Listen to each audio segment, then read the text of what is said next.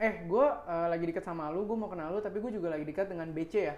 As a woman. Wih, good ya. Ayo iya. As a woman, Oke. aku kalau dengar itu auto ilfeel.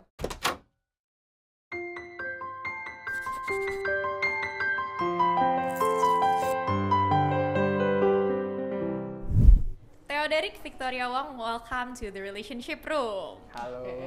Jadi kita Kayak lagi ada debat di room of discussion where we discuss 360 POV on relationship. Widih. So how it works, gue bakal sebutin satu kalimat, nanti kalian on the count of 3 sama-sama ngomong yes or no berdasarkan kalian setuju atau enggak sama kalimat tersebut. Oke. Ready? Ready. Oke. Statementnya adalah kalau lagi PDKT, kita boleh ngedate sama lebih dari satu orang. 1, 2, 3. Boleh. Oke, Theo dulu, kenapa Theo? Tunggu, dilurusin dulu ya. Kalau lagi PDKT boleh ngedate lebih dari satu orang. Ya iyalah, PDKT itu kan proses funneling paling awal. Kayak lu bikin webinar free itu kan siapa aja boleh datang. Terus baru lu upsell sedikit kan, baru lu in gitu loh. Mohon maaf nih, ini webinar PDKT beda nih. Yang satu sales, yang satu perasaan orang nih. Oh. Kenapa Vic gak setuju? Karena gini, kayak balik lagi kalau menurutku ya, kan balik lagi disclaimer ya. Jadi pendapatku kalau kenapa PDKT Jangan bawa agama ya, kita satu agama nih. ya. Fokus satu orang, karena kalau misalnya we keep our options, maksudnya kita nggak fokus satu orang itu, pertama dari segi satu orang itu juga kita jadinya tuh nggak bener-bener bisa fully fokus ke dia gitu, mengenali dia orangnya seperti apa dan segala macam. Kenapa? Karena kita multiple gitu loh, kayak fokus ke sana kemari dan lain-lain kayak gitu. Dan jadi jatuhnya tuh udah gitu kita akan, ya satu sisi memang betul mungkin perlu gitu buat banding-bandingin, tapi jadinya kita nggak bisa kita nggak bisa benar-benar objectively fokus ke orang itu backgroundnya kayak gimana segala macem ya. Kita karena kita pencar fokus kita ke sana kemari, ya jadinya kita nggak benar-benar bisa mengenali orang itu. Padahal kan PDKT kan definisinya pendekatan, kita harus tahu dekat nih sama orang ini gitu. Gimana kita bisa pencar-pencar fokusnya gitu. Oke, tapi kan kalau kita fokus ke satu orang, kita emang bisa dapat lebih dalam. Tapi kan kita menghilangkan momentum-momentum banyak emas di luar sana. Kayak ini kan diversifikasi gitu kan. Kebayang nggak? Kayak misalnya kita fokus sama satu. Ternyata nih, yang mantep banget, yang cocok banget sama kita, yang kayak, wah ini high quality banget, itu ada di sekitaran ini. Dan karena kita nggak keep open, kita cuma fokus sama dia, ini pergi. Kan kalau hilang momentum, you lose everything. Enggak juga, karena gini, begitu kita PDKT kan memang fokus sama satu orang. Nah, begitu kita punya chance nih untuk lebih fokus ke dia. Berarti kan istilahnya kita bisa perpendek juga masanya, dalam artian begitu kita fokus kita jadi tahu pakai deadline lah. Iya, ada deadline, kayak intinya kita udah tahu kelebihan orang ini apa, kekurangan apa, gimana segala macem. Jadi ya udah, kita juga nggak habis waktu. Dan kalau emang udah nggak deal, ya udah kita cut off, udah PDKT sama satu orang beres dan move on.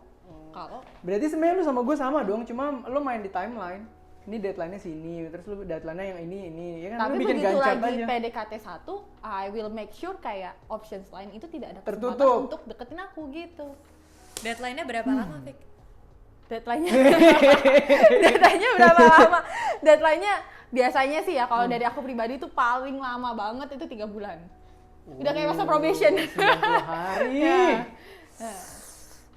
Kalau Theo justru Apa? waktu keeping your options open, di titik mana atau berapa lama sampai lu decide satu aja nih yang ini fokus? Oke, kalau gue kan konsepnya funneling marketing ya. Oke. Jadi balik lagi, Oke. keep optionnya banyak, kayak ketemu-ketemu dulu karena kita ngomongin vibe segala macam kan, kita collect database nih. Kalau buat gue ya, udah punya database-nya cukup banyak, misalnya 3 orang ya. Banyak ini bukan kayak 16 orang gitu, enggak ya, tapi kayak 3 orang misalnya, 4 orang database-nya udah ada. Nah, di situ gue udah bisa mulai lihat mana nih yang worth, abis ini gue invest more. Jadi optionnya, jadi apa ya, metodologi kita bekerja ini agak beda di sini.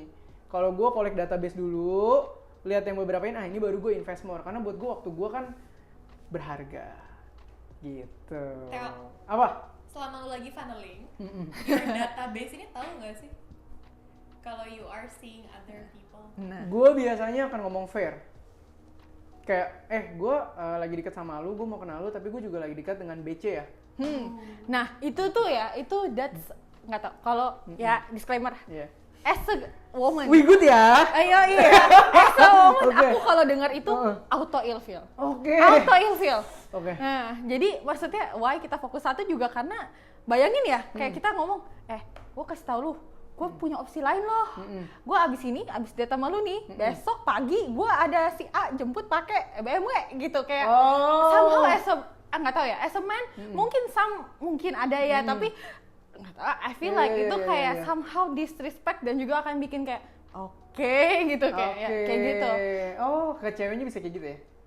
Ke cewek Bisa menimbulkan rasa seperti itu. I don't know, maybe men juga kalau cewek begitu kayak abis lu ntar jam 7 gue ada appointment gitu sama yang lain gitu kan. Terus gimana Teh kalau tipe cewek yang lu lagi deketin tipenya kayak Vic? Gimana maksudnya? Yang nggak suka kalau lu seeing other people. Ya gue akan strateginya gimana tuh? Nggak pakai strategi. Kalau gue akan bilang fair. Ya maksudnya gini loh. Kalau buat gue, justru bentuk gue respect adalah dengan being honest. Gitu loh. Justru ini gue respect sama lo bahwa gue selalu bilang gini, PDKT buat gue tuh bukan PDKT. PDKT buat gue tuh kita lagi intens berteman aja. Jadi ketika kita lagi dalam intens berteman, gue merasa gue punya hak untuk mengenal beberapa orang dan fair enough untuk lo tahu gue kenal siapa aja dan why-nya gitu loh. Jadi ada lesson learn-nya di sana gitu loh. Itu kalau gue selalu bilang, lu juga open. Jadi biarpun kita lagi deket, nggak lo harus eksklusif ke gue, nggak lo masih punya hak untuk kenalan sama yang lain. Kecuali abis itu database lu dan database gue match, let's be eksklusif yuk deketnya, nah ini baru gue buang. Jadi itu kayak lebih timeline-nya gue kayak gitu. Vic, kalau ada satu cowok yang checklist all your essential criteria, tapi dia ngomong kayak Theo, lu bakal masih mau apa nggak sama dia? Gila ini pertanyaannya. Waduh.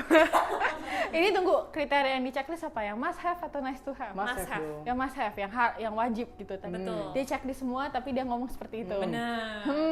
Mau dong. Waduh. Pastinya first of all aku bakal tadi ya ngeliat aku pribadi kan balik lagi my personal preference adalah fokus ke satu. Jadi kalau misalnya dia ngomong kayak begitu dan dia bilang oke, aku masih begini, aku juga date other dan lain-lain gitu, tapi kamu optionsnya open segala macam gitu ya, dan aku bakal lihat ya tadi dalam terms waktu deadline-nya itu dia serius nggak. If dia sama sekali juga nggak nunjukin keseriusan, ya udah I walk away gitu, dan ya udah sampai situ. Tapi berarti bisa ditoleransi ya? Itu masih di list nice to have. Nice to have. Ya. Meskipun mungkin pada saat itu aku akan udah mulai gitu. Kayak Sih gitu. kan? Berarti kalau gue masuk must have-nya dia, gue punya ruang itu. Ada perdebatan? Karena masih ada must have dan ada deadline-nya nih ya.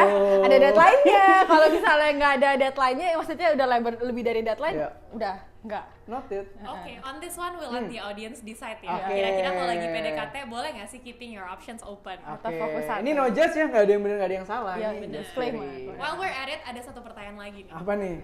Kalau lagi single, judulnya ya tetap.